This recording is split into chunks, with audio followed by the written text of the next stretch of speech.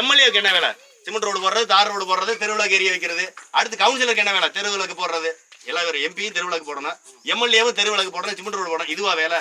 ஒரு நிதி வருதுன்னா மேல இருக்க பேய் தின்னு பெசாசு தின்னு குட்டிச்சாத்தான் பூரா தின்னுட்டு வீட்டுக்கு வந்து சேர ஒண்ணுமே இருக்காது. தமிழக வெற்றி கழகத்திலேயே கட்சியில இருந்தவனுக்கு மட்டும் தான் 20 வருஷமாக என் கட்சியில இருந்த தொண்டர்களுக்கு மட்டும் தான் சீட்டு. எந்த கட்சியில இருந்து வந்தவனா இருந்தாலும் வேலை மட்டும் செய்ய சீட்டு கிடையாதுன்னு சொன்னா அவன் வருவானா? சரி நினைச்சா இப்ப ஒண்ணுமே நான் உங்கள்ட்ட ஒண்ணு கேட்கல. இந்த பணத்தை வந்து ஒட்டி இருக்காருல, வரையில இந்த ரோட்ல வந்தாரா? எங்களால இந்த ரோட்ல வர முடியல. மனசாட்சி இருந்தா 2 தடவை வரையில இந்த ரோடு இப்படி கிடைக்குன்னு யோசிச்சிருக்கணும். 10 வருஷம் அவருடைய ஆட்சியில. ஆனா நான் கேட்கிறேன், உங்களுக்கு புரியல. இந்த இதுல ஜோக்குல ஒருத்தர் சொல்லுவா அப்படி, ராமர் இதெல்லாம் விஜய் டிவில சொல்லுவாங்கல்ல, எம்பிக்கு என்ன வேலை? அதே மாதிரி தெருவிளக்கு போடுறது, சிமெண்ட் ரோடு போடுறது. அந்த காமெடி பாத்துருக்கீங்க நினைக்கிறேன். எம்எல்ஏக்கு என்ன வேலை? சிமெண்ட் ரோடு போடுறது, தார் ரோடு போடுறது, தெருவிளக்கு எரிய வைக்கிறது. அடுத்து கவுன்சிலருக்கு என்ன வேலை? தெருவிளக்கு போடுறது. எல்லாம் ஒரு எம்பியும் தெருவிளக்கு போடணும், எம்எல்ஏவும் தெருவிளக்கு போடணும், சிமெண்ட் ரோடு போடணும். இதுவா வேலை? அப்படி இல்ல. எம்எல்ஏக்குன்னு ஒரு சில வேலைகள் இருக்கு, எம்பிக்குன்னு ஒரு சில வேலைகள் இருக்கு, வார்டு கவுன்சிலருக்கு ஒரு வேலைகள் இருக்கு. இவங்களுக்கு என்ன வேலைன்னு தெரியாதுங்க ஐயா. அவங்களுக்கு நான் என்ன சொல்றேன், ஆனாவுக்கு அடியெழுத்து தெரியாத வேலை ஆட்சியில உட்காந்துருக்கேன். இந்த நோட்டீஸ்ல பாருங்க, நான் எவ்வளவு படிச்சிருக்கேன் ஐயா. ஆமாங்க ஐயா, உண்மை ஐயா. நான் என்ன சொல்ல வர்றேன் ஐயா, நான் உங்கள்கிட்ட சொல்ல வர்றது, நான் தான் உங்கள்கிட்ட சொல்லிட்டேன். நீங்க சொல்லுங்க, எம்பிக்கு என்ன வேலை? நீங்க உங்களுக்கு அரசியல் படம் விட்டுறீங்க, அரசியல்வாதியா கண்டிப்பா அரசியல் இருங்க. எம்பியோட பாப்பா உங்களுக்கு தெரிஞ்சாலும் சொல்லலாம்டா. எம்எல்ஏவுக்கு எம்பிக்கு என்னென்ன வேலை? எம்பி பேச ஆனா இந்த வேலை பூரா எம்பிக்கு உரியனே, இந்த வேலை பூரா எம்எல்ஏ தெரியுமாடா? சரி, இந்த எம்பிக்கு எம்எல்ஏ போது இந்த பேரூராட்சி தலைவர் இருக்காங்க, அவருக்கு என்ன வேலை?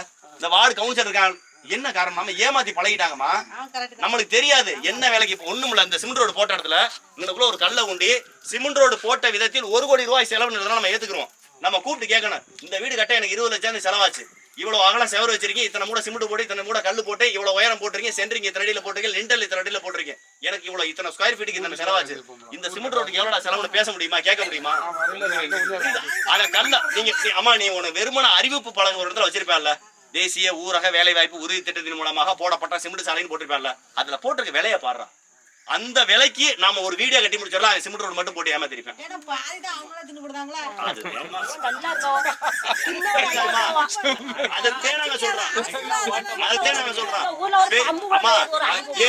மறுபடியும் போடுவீங்கன்னு தான் கேக்குறாங்க.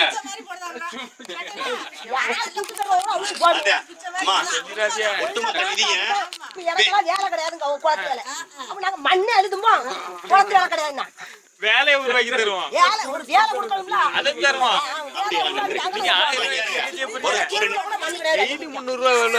ஒரு நிதி இருக்குன்னா அதை எடுத்துருங்க,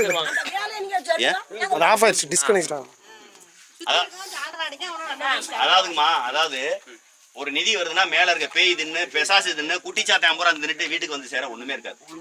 புரியுதுங்களா? பேய் பெசாசு குட்டிச்சாத்தான் அங்க இருக்க காக்கா குருவி எல்லாம் தின்னுட்டு வீடு வந்து சேர்றது இல்ல. அது மாதிரிதான் இங்க இப்ப சிறுவுள்ள விவசாய வீடு வந்து சேராதுன்னு எப்படி சொல்றோமோ அதே மாதிரி இன்னைக்கு இருக்கக்கூடிய ஆட்சி இடத்துல இருக்கவங்க எந்தெந்த திட்டத்தின் மூலமா பாக்கெட்டை நிரப்பலாம். புரியுதுங்களாமா?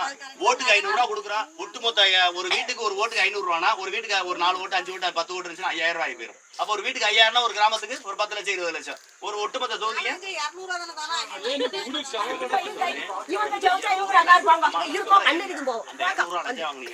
200 ரூபாய் கொடுத்து 5 வருஷத்துல உங்களை வச்சு மட்டும் 20,000 ரூபாய் சம்பாதிப்பாங்க.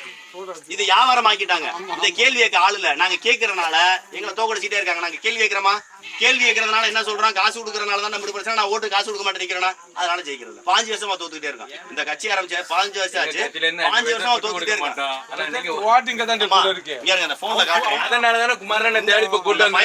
இந்த பயனுக்கு தெரியாது. நீங்க டிவி கட்சியா, நாங்க டிவி கேட்டே ஓட்டு போடுற அளவுக்கு இவங்கள இந்த திரைத்துறை ஏமாத்தி வச்சிருக்கு. உண்மை என்ன தெரியுமா? அதிமுகவுல சீட்டு கிடைக்காத நபர்கள், அதிமுக கொலை செஞ்சவன், கொள்ளையடிச்சவன், ஊழல் பண்ண, லஞ்சம் வாங்கினவன், சீட்டு கிடைக்காதவன், இவன் பூரா கிளம்பி தமிழக வெற்றி கழகத்துக்கு டிவி கேக்கு போயிட்டான். திமுகவுல ஊழல் பண்ண, கொலை செஞ்சவன், கொள்ளையடிச்சவன், சீட்டு கிடைக்காதவன், அவன் பூரா டிவிக்கே போயிட்டான். நான் சொல்ல வர புரியுதா? இப்ப இந்த 2 கட்சியில இருந்த ஊழல் பெருச்சாளிகள், திமுக அதிமுக 2 கட்சியில கூட்டணி, அங்கிட்டு பார்த்தா காங்கிரஸ், இங்கிட்டு பார்த்தா பிஜேபி, இந்த 4-5 கட்சியில இருந்தேன் பூரா யாரெல்லாம் சீட்டு கிடைக்கலையோ, யாரெல்லாம் அந்த அரசியல்ல பணத்தை பூரா சம்பாரிச்சு வச்சிருக்கேன், ஊழல் பண்ணி சின்ன சின்ன பதவிகள் இருந்திருப்பேன், ஒரு பேரூராட்சி தலைவராக இருந்திருப்பேன், முன்னாள் எம்எல்ஏவா இருந்திருப்பேன், இவங்களுக்கு பூரா சீட்டு கிடைக்காத பூரா கழுசரைகள்லாம் சேர்ந்து டிவிக்கேன்ற ஒரு கட்சியில போய் உட்காந்துட்டான். ஒரு காலத்துல விஜய் கட்சி அவங்களுடைய ரசிகர்களை வச்சிருந்துச்சு. இன்னைக்கு ரசிகர்கள் ஓட்டு போட வேலை வாக்கம் மட்டும்தான் இருக்கிறேன். ஒட்டுமொத்தமா போய் ஒட்டுமொத்த அந்த மொபைல் நான் காட்டுறேன், ஒட்டுமொத்தமா போய் மற்ற கட்சிகளுடைய காவாலிப்பே கலாணிப்பே எல்லாம் டிவிக்கு உட்காந்து சீட் வாங்கிட்டேன். பாண்டிச்சேரியில இருக்கிறதுல பகுதி பேர் 30 சீட்ல 15 பேரு பிஜேபில இருந்து வந்தவன், அதிமுக இருந்து வந்தவன், திமுக இருந்து வந்தவன். அப்படி பார்த்தா அந்த விஜய் கட்சியிலேயே ஒரு 30 வருஷம் உட்காந்துருப்பான்ல. இந்த விஜய் மக்கள் இயக்கமா இருக்கும்போது, ரசிகர் மன்றமா இருக்கும்போது ஒரு 20 வருஷம் வேலை பார்த்திருப்பான்ல. அவனுக்கு அங்க சீட்டு கிடைக்கல. புரியுதுங்களாமா? இங்க இருங்க, இந்த அரசியல்ல மொத்தமா மாற்றத்தை ஏற்படுத்தினதே நாம் தமிழர் கட்சி வந்து நிக்குது. நாம் தமிழர் கட்சி தான் மாற்று நிக்கும் போதே விஜயகாந்த் வர்றாரு, ஒண்ணுமில்லாம போறாரு. நாம் தமிழர் கட்சி மாற்றுன்னு வரும்போதே அடுத்து கமலஹாசன் வர்றாரு, ஒண்ணுமில்லாம போறாரு. நாம் தமிழர் கட்சி தான் மாற்று நம்ம நிக்கிறோம்ல, அடுத்து விஜய் வர்றாரு. நீங்க ஒவ்வொரு தேர்தலுக்கும் ஒரு கோமாளி பையில இறக்கி விட்டுருவாங்க திமுக அதிமுக கூட்டணி. அப்படி இறக்கி விடப்பட்ட நபரே விஜய். இங்க பாருங்க, உங்களுக்கு இது நான் உங்க முன்னாடி காட்டுறேன், இருந்தாலும் சத்தமா வாசிக்கிறேன். இது பாண்டிச்சேரியில இருக்கக்கூடியது. பாண்டிச்சேரியில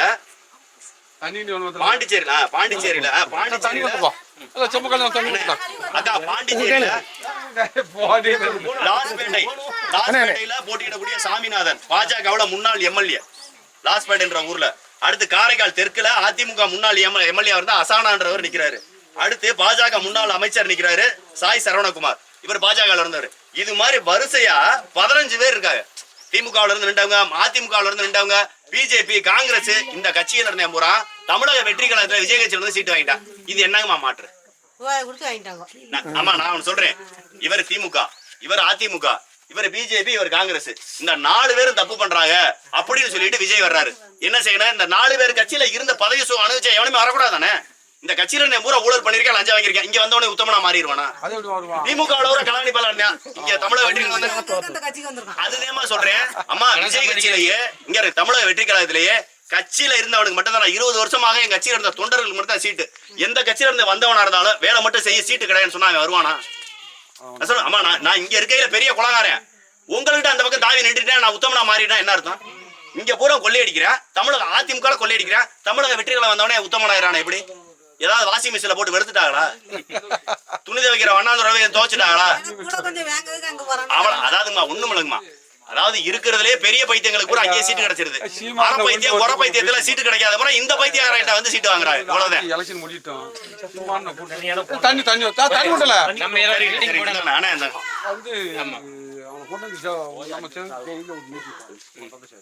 பப்ளிக் மானங்கிட்ட கேட்கணும். அவன் தான் பயமில்லாம மத்தவங்க பேச பயிற்சி ஆகுதானே. தண்ணி கொண்டுப்பா, பாட்டில் ஊத்தி கொண்டு செம்பிளே கொண்டு வரேன்.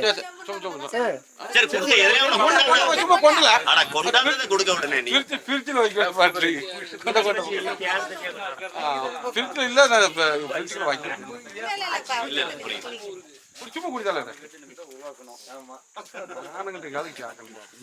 அவனுக்கு பூரா கோடியா சம்பாதி பண்ணி நம்ம ஓட்டர் 200 வாங்கிட்டு ஓட்ட. நன்றி நன்றி பாபா.